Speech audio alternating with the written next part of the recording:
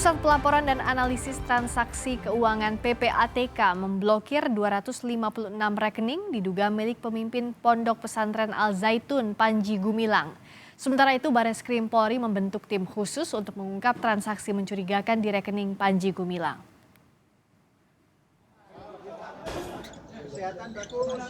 Bareskrim Polri telah membentuk tim khusus untuk menelusuri transaksi mencurigakan dalam ratusan rekening milik pimpinan Pondok Pesantren Al Zaitun Panji Gumilang. Polri juga memeriksa transaksi mencurigakan di rekening milik Yayasan Al Zaitun. Tim khusus yang dibentuk Bareskrim diklaim memiliki fungsi khusus untuk mendalami dugaan transaksi mencurigakan di rekening Panji Gumilang. Selain membentuk tim khusus, Bareskrim Polri juga akan memeriksa sejumlah saksi ahli dalam kasus dugaan penistaan agama yang melibatkan Panji Gumilang. Ya, itu menjadi bagian dari tugasnya Bareskrim. Nanti itu sudah ada tim yang dibentuk untuk dibagi tugasnya masing-masing. Siapa yang harus koordinasi ke PPATK misalnya, kemudian mencari saksi ahli, melengkapi dengan kebutuhan-kebutuhan penyidikan lainnya supaya menjadi terang. Dengan adanya laporan polisi yang sudah disampaikan oleh masyarakat, sudah barang tentu Polri akan membentuk tim. Tim itulah yang dituangkan dalam surat perintah tugas dan surat penyidikan. Itulah mekanisme yang ada di kepolisian sehingga apa yang dikerjakan oleh penyidik nantinya bisa dipertanggungjawabkan. Pusat Pelaporan dan Analis Transaksi Keuangan atau PPATK telah memblokir 256 rekening diduga milik pemimpin Pondok Pesantren Al Zaitun Panji Gumilang. Dari temuan PPATK, rekening yang dikuasai Panji Gumilang terdaftar dengan 6 nama yang berbeda. Menurut PPATK, pemblokiran rekening dilakukan untuk memeriksa ada atau tidaknya unsur pidana yang terkait dengan rekening milik Panji Gumilang. Selain rekening yang terkait dengan Panji Gumilang, PPATK juga memeriksa rekening milik Yayasan Al Zaitun. Dan memang PPATK sejauh ini sudah memblokir ya sebanyak 256 rekening yang terkait atas nama Panji Gumilang ya, dan ini sudah memakai juga 6 identitas ya dengan nama-nama yang hampir sama tapi isinya apanya berbeda gitu ya.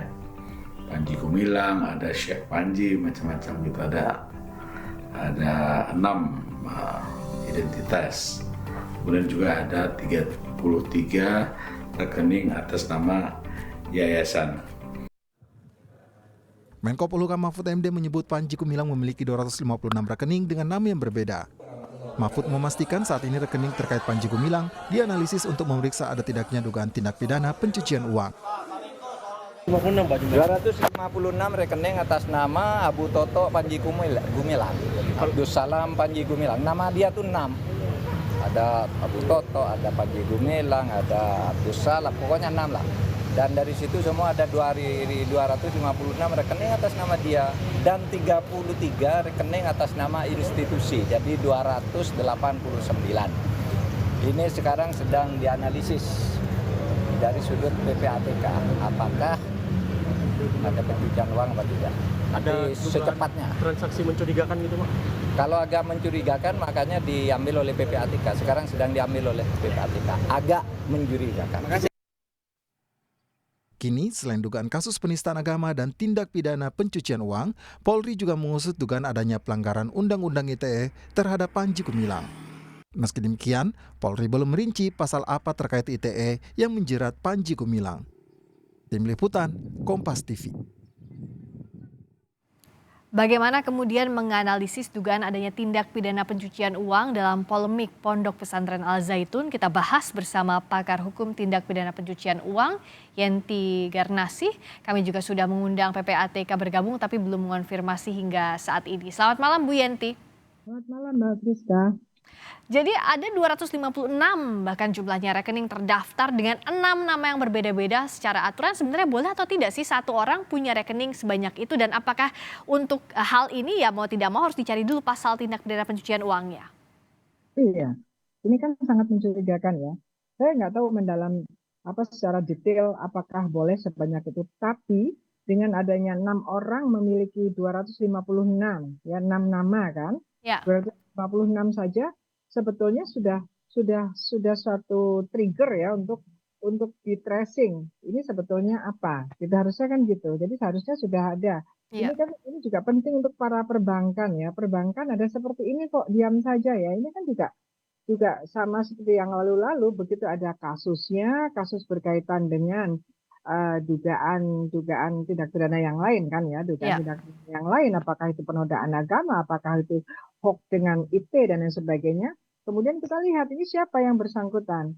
Nah, kemudian eh, yayasannya apa, kemudian baru baru kita lihat rekeningnya kan ini baru muncul kan. Ya. Yang kita sesali adalah kenapa ya ketika bertahun-tahun yang lalu ada seseorang atau 6 orang, 6 nama dengan rekening 256 itu kok tidak dicurigai walaupun memang yayasannya alasannya adalah menerima bantuan dari mana-mana kan bukan berarti dia harus menerima banyak harus mempunyai banyak rekening. Nah, ini hal-hal ini saya kira perhatiannya sekarang bukan hanya ke penegak hukum maupun ini kan kaitannya dengan Kementerian Agama, kemudian mungkin juga OJK ya, OJK, Ya. dan juga perbankan sendiri. OJK harus lihat kepada perbankannya ini. Kenapa ya bank-bank ini tidak peka, tidak mengikuti aturan. Mereka harus ada kewajiban pelaporan. Mereka punya apa ya obligation ya, ada pelaporan, kewajiban pelaporan kepada PPATK kalau ada kecurigaan. Bukan saja jumlah transaksinya, harusnya ada sejumlah sekian banyak rekening yang atas nama 6 orang ini ya. 6 orang ini pun jangan-jangan juga 1 orang kan. Hmm. Nah, itu juga harusnya menjadi bahan sesuatu yang mencurigakan, suatu profil dari nasabah yang mencurigakan. Nah, ini harusnya kita juga menekan pada perbankan. Kalau perbankannya seperti ini ya kita akhirnya mendapatkannya sudah di ujung, sudah Ya. di ujung adanya kecurigaan, bahkan disampaikan bahwa dari PPATK saya baca itu adalah besar sekali rekeningnya, Ya. transaksinya.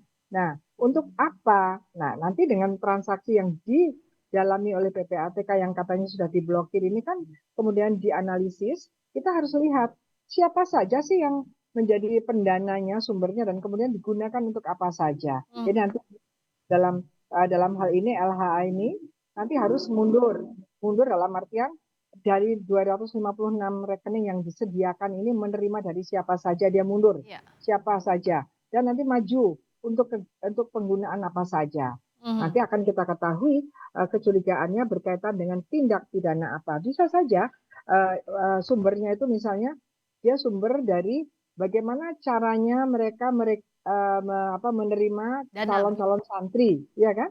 Hmm. Calon-calon santri karena kita dengar bahwa katanya yang kita baca di media ada yang harus setor sapi, harus kemudian memberikan berapa uangnya Ya. dan lain sebagainya, atau juga ada orang-orang lain, pihak-pihak lain yang mendanai yayasan ini sejak beberapa tahun yang lalu gitu. Nanti kita akan lihat dan kemudian ke depan digunakan untuk apa?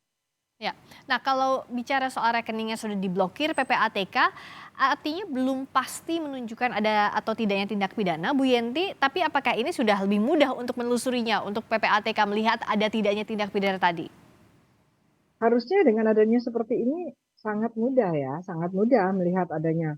Ini kan ada aliran dana yang mencurigakan ya, mencurigakan. Dari sinilah memang gunanya dulu rezim anti pencucian uang internasional ini muncul adalah ketika ada rekening yang mencurigakan yang kita tidak tahu kejahatan asalnya apa. Dengan masuk dari LHA ini kita akan membantu untuk mengungkap kejahatan sebelumnya yang menghasilkan transaksi yang besar ini. Ini gunanya yang paling penting dari penemuan adanya undang-undang tindak pidana pencucian uang secara internasional. Justru ini paling bergunanya undang-undang TPPU adalah ketika ada rekening yang mencurigakan yang kita tidak tahu sekarang ini dari hasil apa, tapi sangat tidak sesuai dengan profil, maka penegak hukum harus mencari kejahatan asalnya apa ini. Dan kemudian ketika ditemukan kejahatan asal dari sumber yang memberikan tadi, maka ketika sudah masuk ke rekening ini keluar kemanapun itu adalah TPPU-nya. Gitu.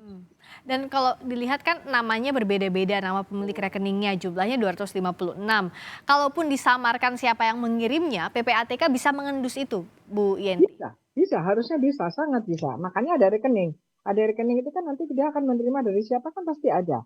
Kalau banknya ini patuh ya, ada reporting obligation-nya bank ini patuh, dia akan melihat yang masuk ini siapa 100 juta ke atas kan dia harus menanyakan. Betul. Nah ini kalau di dalam undang-undang perbankannya gitu, kalau dalam undang-undang TPPU-nya adalah 500 juta ke atas. Jadi nampaknya ya sekarang ini banyak sekali perbankan itu justru membantu para pelaku, orang-orang yang mempunyai hasil uang yang tidak legal itu dibantu oleh pihak perbankan dengan cara perbankannya tidak menerapkan kewajiban yang ketat. Ya, misalnya begini, bank-bank banyak sekali menampung hasil-hasil kejahatan dari penipuan online, ya kan, masuk keluar. Itu banknya diam saja sampai jadi kasus. Padahal kan udah jelas sehari misalnya masuk keluar itu kan udah jelas. Jadi sekarang ini mungkin perhatian kita juga tercurah pada bagaimana Bank Indonesia, OJK melihat bank-bank, bank-banknya juga. Kenapa? Ada taruhlah misalnya 6 orang, taruhlah itu berbeda 6 orang itu ya. Kok 6 orang punya 256? Kok yayasan besar punya 33 rekening, ya kan? Yayasan besar ini punya yayasan berapa sih ya? Bagaimana sih? Jadi kita bisa menerima bahkan triliunan pun dengan 1 atau 2 rekening kan nggak apa-apa. Bagi negara lebih mudah untuk melihat bahwa ini pergerakan uang apa. Kalau dipecah-pecah banyak sekali itu mempersulit negara dalam hal negara mempunyai komitmen tidak mau adanya transaksi apapun yang berasal dari hasil kejahatan. Harusnya seperti itu komitmen kita terhadap industri perbankan yang untuk tidak dengan mudah digunakan untuk transaksi-transaksi yang tidak jelas, yang tidak sesuai dengan profil yang bisa berakhir bahwa itu adalah sebetulnya tindak pidana pencucian uang. Ya. Bu Yanti, terakhir singkat saja, kalau sekarang kan ada dugaan kasus penistaan agama juga sedang disidik. Lalu ada dilanjutkan juga ke dugaan TPPU. Mendudukan 2 kasus yang berbeda ini seperti apa dari penegak hukum? Nah gini ya, penistaan agama kan ada sesuatu yang diduga dilakukan oleh para pengurusnya lah siapa dengan unsur-unsur yang namanya penistaan agama ya. Tetapi kemudian yang dipermasalahkan diduga menista agama ini mempunyai satu yayasan dan yayasan itu ternyata didanai dengan rekening yang kemungkinan ada dalam data yang dari rekening-rekening 256 ini akan terjawab harusnya. Jadi ini ada sesuatu yang sangat ngeling menurut saya. Justru kenapa dia melakukan ini atau bahkan nanti ada ke arah mana-mana. Sekarang begini, yang namanya transaksi mencurigakan, yang namanya TPPU ada transaksi mencurigakan itu yang melalui bank itu bahkan ya dari uang halal saja kalau itu nanti mengalir kepada untuk terorisme pun menjadi tindak pidana. Jadi artinya apa? Artinya apapun tindak pidananya bisa saja didanai dengan hasil kejahatan.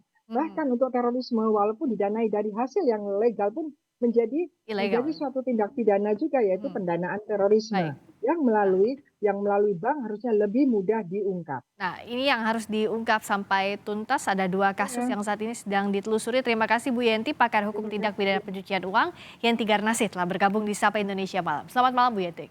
Terima kasih, selamat malam.